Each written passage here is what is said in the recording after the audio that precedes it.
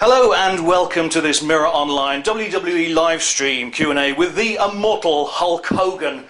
Announcing that feels good. And WWE head honcho and on-screen member of the Authority, the reviled Authority, Stephanie McMahon. So as head honcho, is that like double H? Oh, you know, I'm married to Triple H, so... What are you going to do to get that extra H to, or extra two H's to be No, I'm good with the double H. Or actually, the real double H is right here, Hulk Hogan.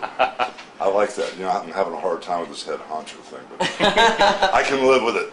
Well, thank you both very much for joining us during your tour of the UK and Europe. And in a surprise, we've also got standout manager Jimmy Mouth of the Heart in the room. Now, Hulkster, you're over especially for tomorrow's SmackDown taping at London's O2 Arena. Can you give us a sneaky clue as to why you've made the trip? Why I've made the trip? Well, I mean, I'm home. I'm back with the WWE, and some of my greatest fans are right here in the UK, so it only made sense for me to come down and be part of the celebration of being back home with the WWE here in the UK. And as the host of SmackDown, I kind of feel like the head honcho. And I kind of feel that now that I've hit the streets in the UK and everybody tells me how great I look and how big the arms are, that they treat me like I'm still the champ. I might move things around on SmackDown and make it real interesting as the host. Those pythons don't quit, do they? Can you give us another quick flex? Wow, wonderful. Now, a slightly cheeky question from @Haylock_John on Twitter. Hulk, will you have O2 Arena written on your hand just in case you are not entirely sure where you are? This is a reference to WrestleMania, of course. I got that, brother. Yeah, I got it.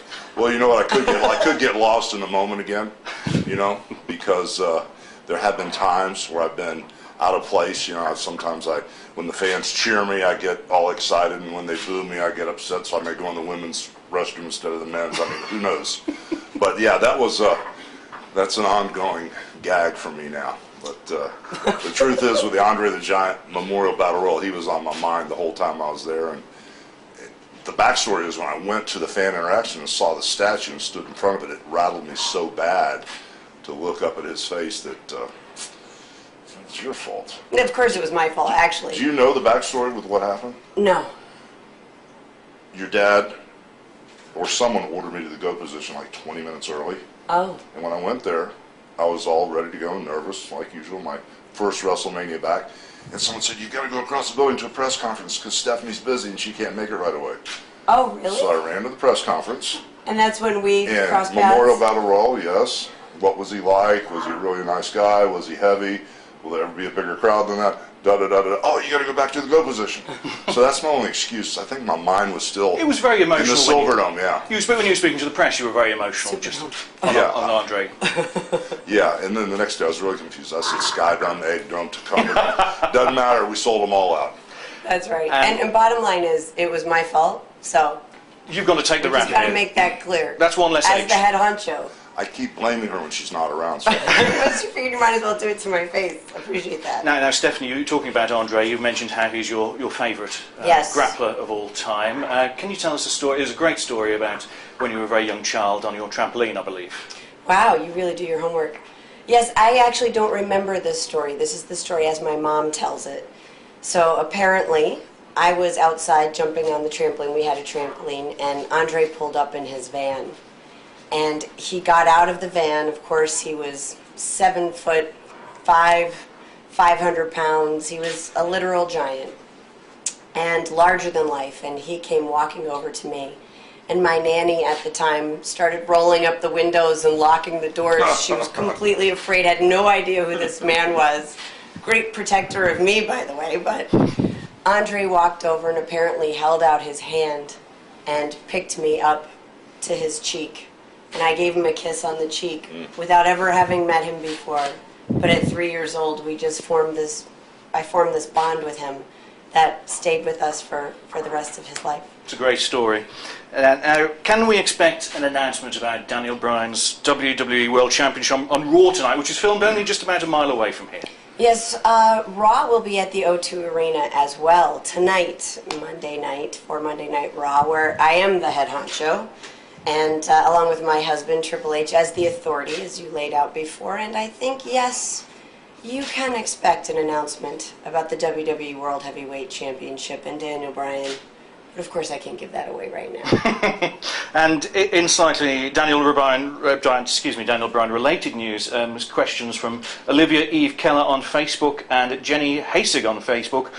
Are we going to see you get back into the ring to take on Brie Bella in a wife versus wife contest? Which is a bit sexist, obviously, but... Why is that sexist? Well, wife versus wife, you stand on your own, divas stand on their own 2 feet. Yes, we do. And we'll have to wait and see. That's my answer. Non-committal. And Karim Bucourt, also on Facebook, asks, have you been training lately for a return to the ring? Maybe this will be more incisive. Maybe we can get more of a hint. Well, I think that health and fitness are an incredible part of everyone's life, so I'm always training. Okay. Hulkster, this is a question from, I'm going to have to read this name out very carefully. This is a question from 11XXXNJXXX11 on Twitter. Who's your favourite wrestler on the current WWE roster? Without a doubt, John Cena. He's the horse. He's the guy that...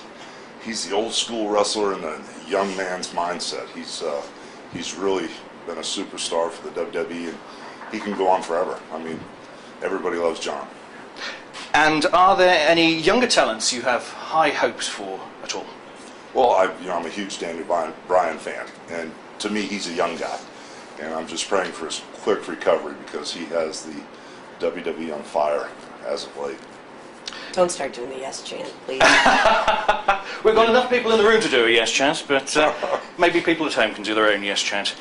Talking about up-and-comers, Stephanie, the UK and Ireland-born superstars are representing very well at the moment. We've got Paige is the Divas Champion, she's from Norwich. Adrian Neville is the NXT champ from Newcastle. Intercontinental champ Bad News Barrett, and also Sheamus is the US champ. We've got Drew McIntyre on the roster as well. With all these kind of talents, do you think England can win the World Cup? The World Cup? Of football, proper football. Well, it's a slightly different avenue, but I would say, anything is possible. And it's fantastic to see so many UK-born and Irish-born superstars do so well, isn't it? It is, absolutely. WWE is a global brand. We're in 150 countries and 35 different languages. We represent literally everybody all over the world. So the more champions, the more superstars and divas we have from different countries, especially here in the UK, the better. And they've been getting a fantastic reaction at the live events earlier this week and last week as well, particularly Adrian in Newcastle. Yes, they're all really amazing superstars, but they are because of who they are and what they bring to the table, not necessarily because of where they're from. Okie dokie. This question comes from future WWE Diva 24 on Twitter. What's the best part about playing the bad guy, Steph? Oh, playing the bad guy is just so much fun because you get to play the role that everybody wants to believe you are. I get to be the egomaniacal, power-abusing authority figure, and I get to put everyone in their place. It is so much fun. I haven't yet had the opportunity to do that with SmackDown's host this week, Hulk Hogan, but maybe there will be opportunity for the future. Well, we can hope so for some interaction. And you've also, with the UK fans, you were on an episode of The Weakest Link with all WWE superstars yes. once, and you and your husband, Triple H... I let him win, by the way. Well, you both ganged up on one of UK's finest ever superstars, William Regal. Yes. Can you tell us a little bit about that episode? It was so much fun to do that episode, and actually it really did come down to me and my husband before we were married. And I did let him win, of course, naturally, because, the male ego is such that... Oh, my God. Oh, my God, she's killing me. Now, Hulkster, sticking with the UK theme, what's your most abiding memory, whether it be in the ring or outside of the ring, from your trips to the UK? Oh, my gosh. There have been so many. I think one that really stuck out with me was at Wembley Stadium. Back in the day, we had some Make-A-Wish kids come, and the young man was in, tough shape.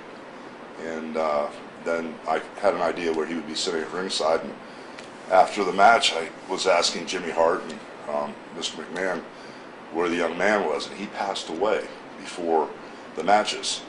And so that night I sat up with Jimmy, and we wrote almost 12 little songs, you know.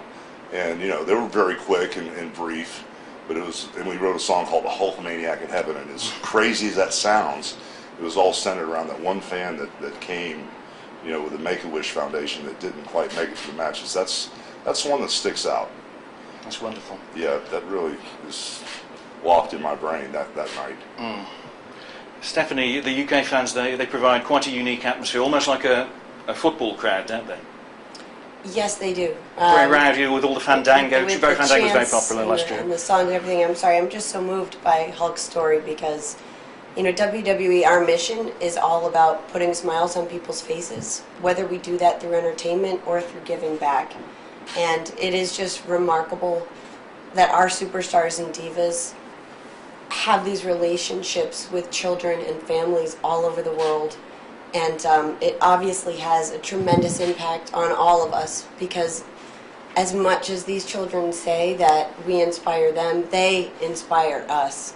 And I just want to say thank you to all of those organizations who constantly give back and work so hard for the community. Well, we talked earlier about my favorite superstar, John Cena, has really, you know, went above and beyond with the Make-A-Wish. And for me, that's the favorite charity that WWE works with. So, I mean, you know, you remember matches and crowds, but there's certain things like WrestleMania moments, but to me, that's something that I always think about when I come over here. So it's hard to lose a gift like that when you get to meet and relate with these young children. So I applaud John, and I just wanted to say that because he's my guy. I look up to him so much as the leader. Are you a member of the C Nation? Then? Yeah, I am. And he was a Hulkamaniac, of course, so... Yes, he was. Yes, he was. It remains so, of course. Stephanie, obviously, different literacy campaigns, anti-bullying campaigns, and Susan G. Komen cancer campaign. We spoke very tenderly just a moment ago about what Hulk was saying. Which part of your job does give you the biggest rush? Oh, I get the biggest rush out of every aspect of my job.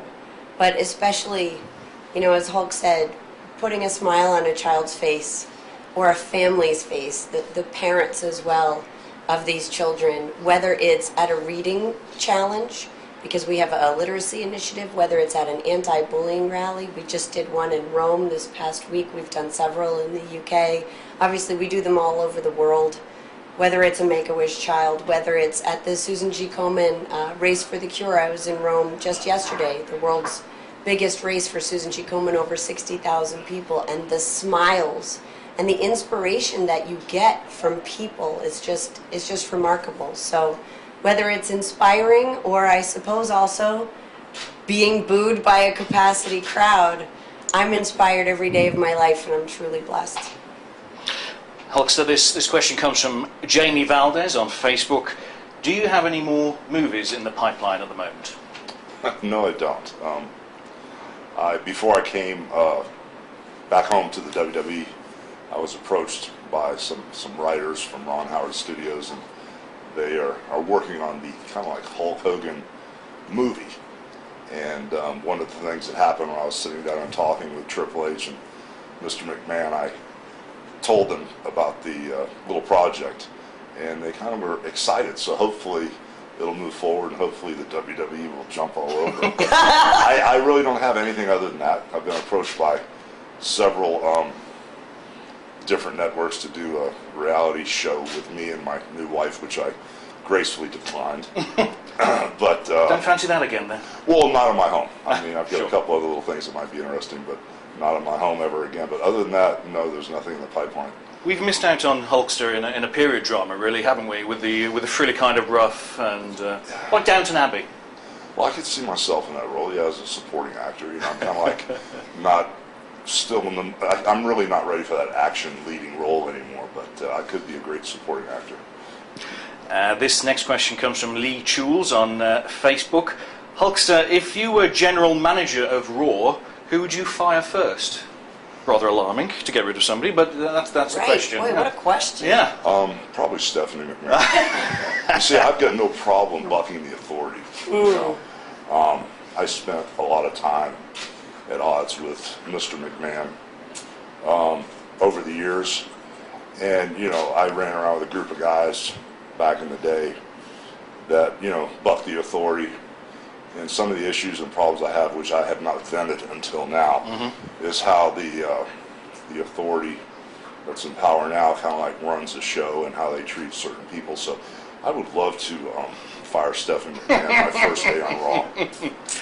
Well, better get the P45 ready then, by the sound of it. Can she come over and fire me on SmackDown? Did I just cross the line there? Technically, yes, I could fire you. Well, I take that back. I take that back. I would probably fire Kane. The general managers, the okay. authorities, but that's okay. That's Okay, a minor I'm a little point. confused. It's all right. I'm not offended. We'll in find any out way. tomorrow whether she can fire you at SmackDown. So, Stephanie, this is quite a simple question. You can go one way or the other.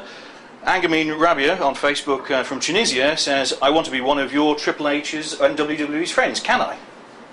Can they be my friend? Yes. Of course. There you go. Fantastic. There you go. Angamin Rabia. MZ86 on Twitter, and also Caitlin Wheelian and PSCC. They all ask, will there ever be a WrestleMania in London? We are absolutely in discussion to try to figure that out. There you go. Hulkster Dijon Hart asks, did you spend much time with Warrior at Mania, and what did you guys talk about? Wow. I don't know if we have time enough for this one. I got a chance to talk with him, and I didn't spend much time with him at all. Triple H asked me really not to say anything because he was in such a great place, and he was so excited for the whole weekend, and there was some stuff between the Warrior and I that wasn't settled, and it was a situation where I happened to be going to an interview or a press conference or something, and I was on a golf cart because the building was so big, not the Silverdome, but the Superdome was so big, and I happened to ride by him, and I went, stop, stop, stop, and he was standing there. And I had a chance to go up to him and just, basically tell him, hey, brother, I love you, and whatever I did to put gas on the fire or whatever participation I had in this craziness between us, I want to apologize and just want to let you know that if we can be friends, great. If we can do business, that's great. But just want to let you know that I love you, and please forgive me for whatever part I had in this craziness. And it was that quick. It was that quick of a moment. And about 2/3 of the way through talking to him, I noticed a WWE camera kind of sneaking around, and I really didn't even know that we were on camera until the very end of the moment with him. But that's the only chance I had to talk to him. And then the only other moment I shared with him was after Raw, when he came down and gave his speech. He came down past the go position, down the steps, and I was there with him and Pat Patterson, and we laughed and carried on for a minute and took a picture. But it was a brief encounter, but it was a really great one. I'm so glad that I happened to bump into him, because I was specifically trying not to run into him because I didn't want to mess things up for him, because he was, in such a great place. But I'm glad it worked out that way. You got to speak to him, which is fantastic. Yeah, he was very receptive, very kind and gracious, and he was the old Jim that I knew before. It was really cool. Superb. And Stephanie, you obviously spent time with Warrior over the WrestleMania weekend as well. You took a fantastic picture of Warrior and your father, which was on Instagram. Again, very, very emotional time. Yes, it was. And I'm just so proud that we were able to bring Warrior back home, too. And to bring closure to his story, and to really induct him into the Hall of Fame and have him be on the stage again in front of over 75,000 people at the Superdome for WrestleMania 30. And then on Monday Night Raw, Warrior actually did what he said in his Hall of Fame speech. He got to shake the ropes again. He got to be the ultimate warrior, and he got to inspire the Warrior Nation. And it's very tragic that he's not with us anymore. but it's just a wonderful, wonderful memory that we will all share. Indeed. A few questions about you and your husband. Murphy 1910 would like to know what your first impression of Triple H was. My first impression of Triple H, well, I was in college watching DX on Monday Night Raw, and I have to say that I was very intrigued with DX, and I actually did wonder if I'm going to get so killed for this. No. Maybe I won't say it. I wondered if Triple H and Shawn didn't have more than a friendship going on. Oh, stop. Oh, stop. Oh, wow. Please. Crikey. No, they were so much fun. Anyway, as soon as I met the man, I obviously fell in love with him, and it was love at first sight. Very good. And Born Ready on Twitter. I know, me neither. That's crazy. I'm dead. Born Ready on Twitter says you've been married for 10 years now. What's the key to a successful marriage? Clearly, honesty. Does he know that you feel like I'd have that? to say communication really is. And obviously, you have to be in love. That's just the most important thing. I mean, to this day, 10 years later, I still get so excited when the phone rings, or I light up when I see him. You know, I just love him to death. And I think, I think that communication, always being honest with each other, and really telling each other how you feel is the most important thing in terms of really staying together. Okay. And they've got 3 beautiful girls. Yes, we do. Well, I got to meet at WrestleMania. And I've got, talking about your daughters, a great question from Sarah Loves Steph on Twitter. Bearing in mind your family have been involved for 4 generations in your business.